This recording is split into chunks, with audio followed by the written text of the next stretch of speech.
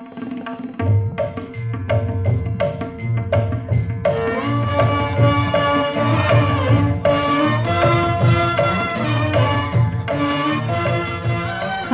की दास्तान, भारत के महानतम प्रवासी की वापसी के पहले वर्ष की खामोशी की महागाथा।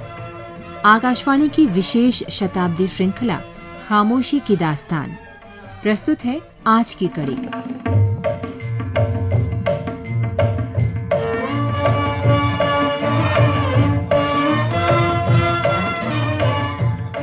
पच्चीस दिसंबर को गांधी ने बंबई में अखिल भारतीय भाटिया सम्मेलन में हिस्सा लिया, एम्पायर थिएटर में। हालांकि तात्कालिक रूप से उस समय गांधी का ध्यान भाटिया समुदाय की समस्याओं पर था, नजर 2 दिन बाद 27 दिसंबर से होने वाले कांग्रेस अधिवेशन पर थी।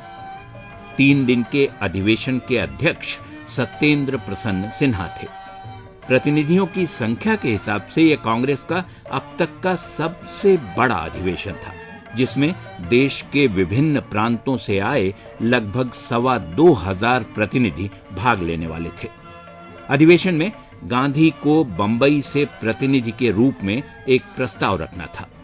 गांधी ने तय कर रखा था कि प्रस्ताव पेश करते हुए वो अपनी बात गुजराती में रखेंगे और लिखा हुआ भाषण नहीं पढ़ेंगे। हालांकि तब तक प्रस्ताव को अंतिम रूप नहीं दिया गया था, गांधी ने यह भी पहले ही तय कर लिया था कि वो क्या कहेंगे। प्रस्तावों पर अंतिम निर्णय के लिए अधिवेशन से पहले विषय समिति की बैठक थी। अध्यक्ष सिन्हा चाहते थे कि गांधी को समिति का सदस्य बनाया जाए, पर वो पार्टी संविधान की निर्धारित शर्तें पूरी नहीं करते थे। इसलिए सिन्हा को अध्यक्षीय अधिकार का प्रयोग करते हुए गांधी को समिति में मनोनीत करना पड़ा। पहले दिन गांधी पूरे समय भाग लेने आए प्रतिनिधियों से चर्चा कर रहे थे। उनका प्रस्ताव अगले दिन 28 दिसंबर को आना था। भारत और उपनिवेश प्रस्ताव में कांग्रेस ने खेद व्यक्त किया कि दक्षिण अफ्रीका और कनाडा में साम्राज्य की उदार घोषणाओं के बावजूद भारतीय आप्रवासियों को यूरोपीय प्रवासियों के बराबर हक नहीं मिलते। सरकार ये अधिकार दिलाने का हर संभव प्रयास करे। गांधी ने भाषण के शुरू में कहा, प्रेस से मेरा आग्रह है कि प्रस्ताव में आए शब्द बराबर को बराबरी कर लें। विषय समिति ने यह संशोधन देर रात किया है।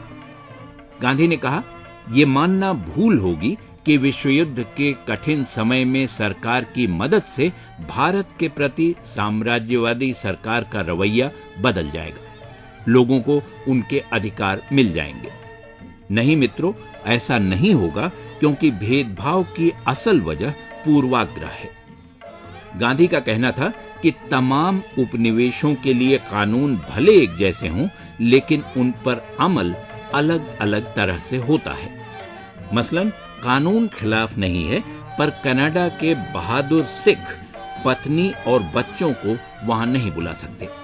ये पूर्वाग्रह का नतीजा है। उन्होंने कहा, पहले पूर्वाग्रह को जाना होगा, बराबरी खुद आ जाएगी।